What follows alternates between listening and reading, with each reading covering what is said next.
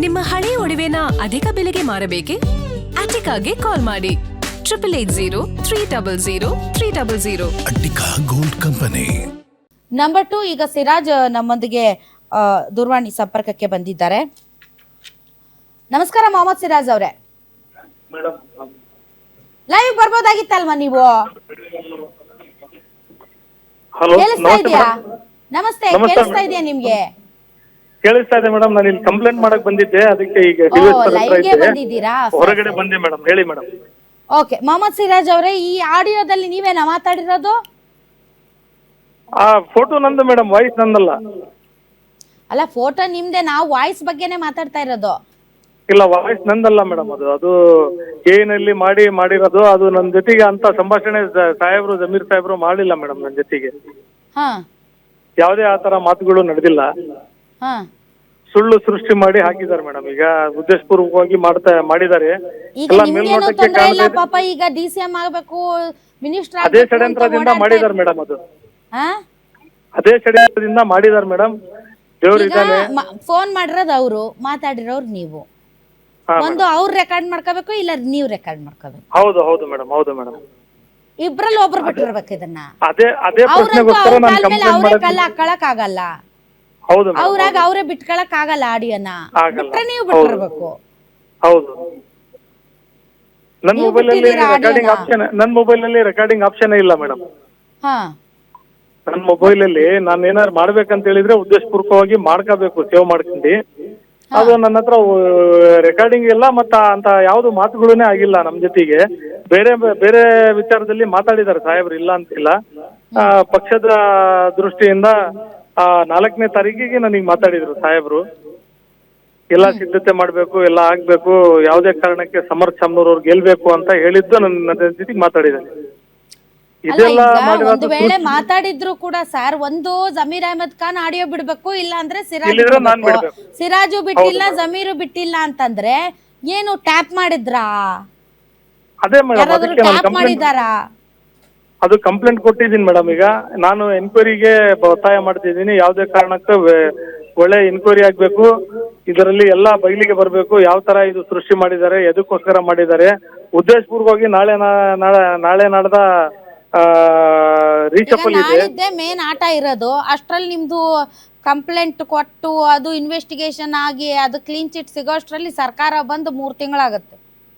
ಇಲ್ಲ, ಅದಕ್ಕೆ ಹೈಕಮಾಂಡ್ ಅವರು ಪರಿಗಣಿಸ್ತಾರೆ ಮೇಡಮ್. ಅದು ನೋಡಿ ಮಾಡ್ತಾರೆ. ಅದು ಏನ್ ಸತ್ಯ ಇದೆ, ಏನ್ ಸುಳ್ಳಿದೆ ಅಂತೇಳಿ ಅವ್ರಿಗೆ ಗೊತ್ತಿದೆ. ಜಮೀರ್ ಸಾಹೇಬರು, ಮಾಸ್ ಲೀಡರ್, ಅವರೆಲ್ಲ ಇಂಥ ಕೆಲಸ ಮಾಡೋದಿಲ್ಲ ಅಂತ ಗೊತ್ತು. ಮೇಲೆ ಷಡ್ಯಂತ್ರಗಳು ಲಿಂಕ್ ಕಿತ್ತಾಡ್ತಾ ಇದೀರಿ ನೀವು ಎಲ್ಲ. ಏನ್ ಮೇಡಮ್ ಅದು ಗೊತ್ತಾಗ್ತಿಲ್ಲ ಏನಂತ. ಅದ ಏನೇ ಮಾಡಿದ್ರು ನಮ್ ಸಮುದಾಯಕ್ಕೆ ಅನ್ಯಾಯ ಆಗ್ತಾ ಇದೆ, ನಮ್ ಸಮುದಾಯಕ್ಕೆ ಅದು ಬೇಕು, ಇದು ಬೇಕು, ನಮ್ಗೆ ಇದು ಏನದು ಮೀಸಲಾತಿ ಬೇಕು, ಅದು ಇದು ಅಂತ ಕೇಳ್ತೀರಿ. ಮತ್ತೆ ಹಿಂಬಾಗಿಲಲ್ಲಿ ನೀವೇ ಹೊಡೆದಾಡ್ತೀರಿ. ಅದೇ ಮೇಡಮ್, ಇಷ್ಟು ದೊಡ್ಡ ಪನಿಷ್ಮೆಂಟ್ ಆಗ್ತಿರೋದು ಸಮುದಾಯದ ಪರವಾಗಿ ನಿಂತಿದ್ದಕ್ಕೆ ಅವ್ರಿಗೆಲ್ಲ ಇಷ್ಟು ಇದು ಆಗ್ತಿರೋದು. ಸಮುದಾಯದ ಪರವಾಗಿ ಟಿಕೆಟ್ ಕೇಳಿದ ಅಷ್ಟೇ ಅವ್ರದ್ದು ಇದು. ಬೇರೆ ಏನ್ ವಿಚಾರ ಈ ಉಪಚುನಾವಣೆಯಲ್ಲಿ ಏನಿಲ್ಲ ಪಾತ್ರ ಅವ್ರದ್ದು. ನಸೀರ್ ಅಹಮದ್ ಅವರಿಗೆ ತಲೆದಂಡ ಕೊಟ್ರು, ಜಬ್ಬಾರ್ ಸಾಹೇಬ್ರಿಗೆ ತಲೆದಂಡ ಕೊಟ್ರು, ನಮಗೆ ಡಿಸ್ಕ್ವಾಲಿಫೈ ಮಾಡಿದ್ರು. ಇವೆಲ್ಲ ಏನು ವಿತೌಟ್ ಎನಿ ರೀಸನ್, ಏನು ರೀಸನ್ ಇಲ್ದಂಗೆ ಡಿಸ್ಕ್ವಾಲಿಫೈ ಮಾಡಿ ಈ ತರ ಮಾಡಿದ್ದಾರೆ.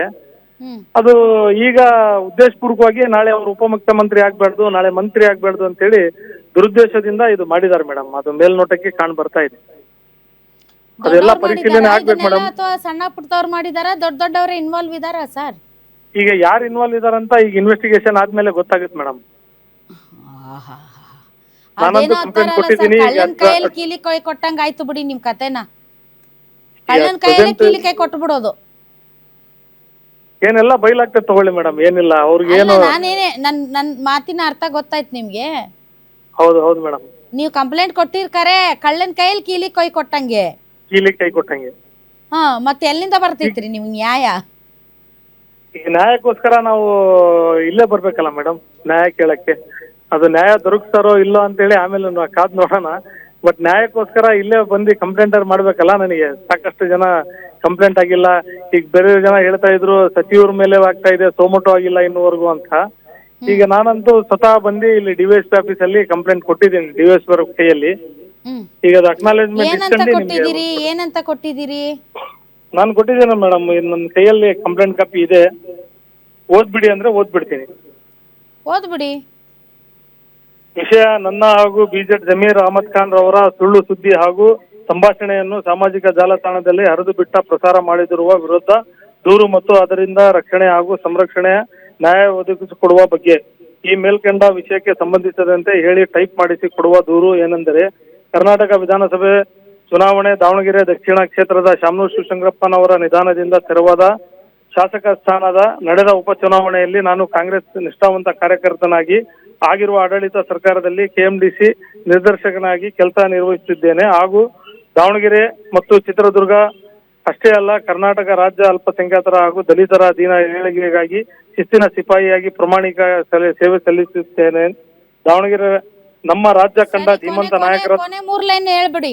ಕೊನೆಯ 3 ಲೈನ್ ಹೇಳ್ಬಿಡ್ತೀನಿ ಮೇಡಮ್. ಈ ಕಾರಣ ಮಾನ್ಯರಲ್ಲಿ ಕಳಕಳಿಯಾಗಿ ವಿನಮ್ರತೆಯಿಂದ ವಿನಂತಿಸಿಕೊಳ್ಳುವುದೇನೆಂದರೆ, ಜಾಲತಾಣದಲ್ಲಿ ಸುಳ್ಳು ಸುದ್ದಿಯನ್ನು ಹರಿಬಿಟ್ಟು ಪ್ರಸಾರ ಮಾಡಿ ರಾಜ್ಯಾದ್ಯಂತ ನನ್ನ ಮಾನಭಂಗ ಮಾಡಿದ್ದಲ್ಲದೆ ನನ್ನ ರಾಜಕೀಯ ಸ್ಥಾನಮಾನ ಕಡೆಗಣಿಸಿರುವ ದುರುದ್ದೇಶದಿಂದ ಮಾಡಿರುವ ದುಷ್ಕರ್ಮಿಗಳ ವಿರುದ್ಧ ನನ್ನ ದೂರು ಸ್ವೀಕರಿಸಿ ನನಗೆ ಕಾನೂನು ರೀತಿ ಅವರ ಮೇಲೆ ಕಠಿಣ ಕ್ರಮ ಕೈಗೊಂಡು ನನಗೆ ನ್ಯಾಯ ಒದಗಿಸಿಕೊಡಬೇಕೆಂದು ತಮ್ಮಲ್ಲಿ ಪ್ರಾರ್ಥನೆ.